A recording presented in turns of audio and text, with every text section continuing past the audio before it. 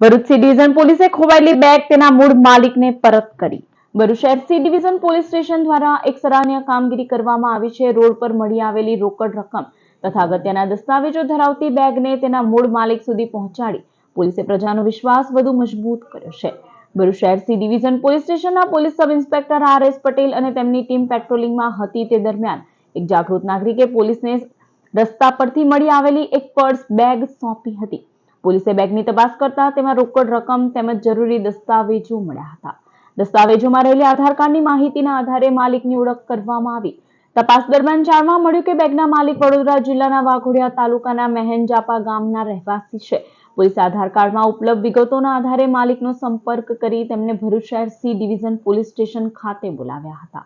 જરૂરી ચકાસણી બાદ બેગમાં રહેલી રોકડ રકમ અને દસ્તાવેજો સુરક્ષિત રીતે માલિકને પરત સોંપવામાં આવ્યા.